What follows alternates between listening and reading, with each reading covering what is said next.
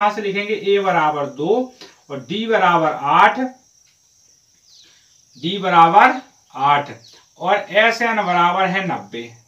सबसे सही बात क्या है, Sn बराबर दिया गया है 90, तो हमने बराबर n बटे 2 2a plus n minus 1 into D. ये अपना एक सवाल नहीं है, ये अपना सूत्र दिया गया है। यहां से Sn का मान देख लिया हमने 90 है, तो जहां Sn का मान दिया गया वहां 90, n का मान हमें मालूम नहीं है, यहां से हमने लिख दिया। और 2a का मान है 2, तो 2 प्लस का प्लस n का मान हमें यहाँ मालूम नहीं है, तो हमने ज्यों कहते हैं लिख दिया। d का मान हमें मालूम है कि 8 है, तो हमने यहाँ पर 8 लिख दिए ज्यों कहते हो।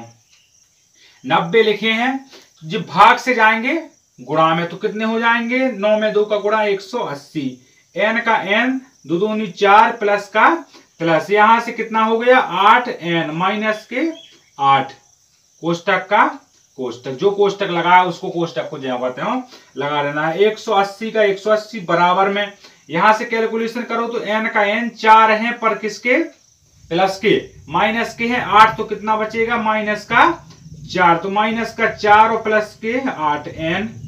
अब क्या करेंगे, अब वो प्रोसेस करेंगे जो हर एक में करते हैं, n का गुणा करवा देंगे पूरे पद में। तो हमने 180 बराबर n का किया गुणा, तो कितना आएगा माइनस का 4n प्लस का 8n स्क्वायर। ठीक है, अब हमने यहां से देख लिया इस सवाल को सही तरीके से कैसे लिखेंगे, तो 8n स्क्वायर माइनस के 4n, और यहां से इस साइड जाएगा जे बराबर का ज्यों होता है, यहाँ कोई कैलकुलेशन नहीं करना है, जे प्लस का है 180, यहाँ आ गया 180 माइनस का बराबर में 0, जब कुछ नहीं बचा है तो बराबर में 0 पर हमने यहां से देखा कि अभी 4 का भाग यहां जा रहा, 4 का भाग यहां जा रहा, 4 का भाग यहां भी जा रहा, तो हमने सब में दे दिया 4 का भाग।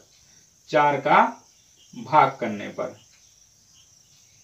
चलो यहां देखो साइड में, इतना तो समझ में आ चुका होगा, यहां तक पूरी तरीके से हमने बता दिया, तो इतना समझ में आपके आ चुका हो कहां क्या हुआ है, कहां क्या किया है। तो यहां से देखा हमने 4 का भाग दिया, तो 4 का भाग देंगे 4 दूने 8, कितनी बार गया 2 बार, तो 2n स्क्वायर, 2n स्क्वायर 2 बार भाग जाएगा तो 2n स्क्वायर, 4 कम 4, तो माइनस का n का n, यहां पर कितनी बार 4 चुका 16, 4 चुके 16, तो कितना आ जाएगा यहां पर 4, कितना बच गया यहां से 2 बच गया, 2 बच गया, तो 4 पंचे 20 बराबर का 0। अब यहां इतना बन चुका है ये द्विघात समीकरण।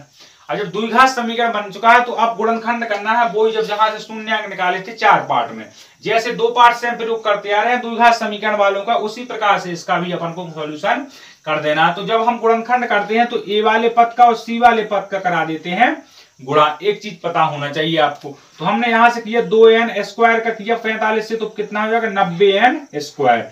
फिर जहां 90n स्क्वायर हो जाता है, फिर हमें बी वाले पद को तोड़ना है कि जोड़ने घटाने पे आ जाए यहाँ माइनस के n और गुणा करने पे आ जाए 90।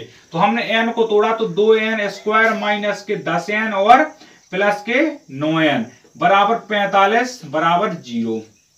ठीक है, तो यहां से देख लिया हमने कि यहां लिखे हैं 10, 10 कहां से आए, आपकी कैलकुलेशन थोड़ी ज्यादा अच्छी होनी चाहिए, पहाड़े और गिनती। तो यहां से 10 में से जाएंगे 9, तो बचेगा माइनस का n, और जब यहां पर देखा कितना लिखा था हमने, चलो एक बार लिख के दिखा देते हैं, n स्क्वायर बराबर 45, तो कितना आ जाएगा माइनस का 45 था, तो माइनस के 90n स्क्वायर आना चाहिए।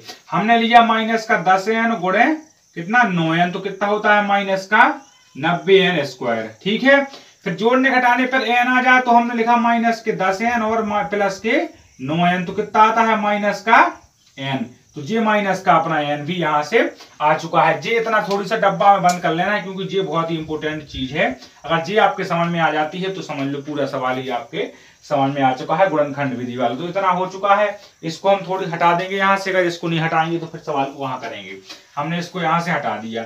अब बन गया 3 से 4 पद, जब 3 से 4 पद बन गए तो 2 पद को ले लो एक साइड, तो 2 पद को ले लो, इस 2 पद को लो एक साइड, तो इस 2 पद को लो एक साइड, मतलब 2 पद को लो एक साइड और 2 को लो एक साइड। तो हमने इन दोनों को लिया एक साइड, इन दोनों को लिया एक साइड। जब हमने लिखा 2n square, 2n square minus के 8n, तो यहां से इनका करेंगे गुणनखंड, गुणनखंड किया तो कितना आएगा 2 का 2n और n, यहां से किया तो कितना 2n और 5, तो यहां भी 2n और यहां भी 2n, यहां भी n और यहां भी 5। तो ठीक है, अब उभयनिष्ठ का मतलब होता है जो दोनों में मिल जाए तो उभयनिष्ठ मिला यहां से 2n, तो हमने लिख दिया यहां पर 2n ले लिया कोष्टक में बाहर, और यहां से कितना बचा था भीतर अपना n-5, तो हमने ये लिख दिया।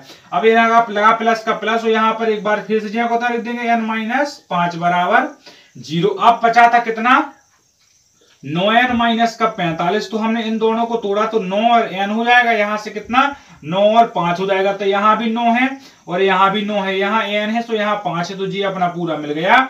बचा कितना 9, तो हमने यहां पर लिख दिया 9। अब देख लो एक बार फिर से एक बार, जब 2n का होगा n में गुणा तो 2n स्क्वायर, जब 2n का होगा 5 में तो 10n, 9 का होगा n में तो 9n, और 9 का होगा 5 में तो माइनस के 45n। यहां से पूरी तरीके से हो चुका है। अब लिख दिया हमने n-5 और प्लस का प्लस, ठीक है, जब पर लगा देंगे गुणा होना है सीधा, तो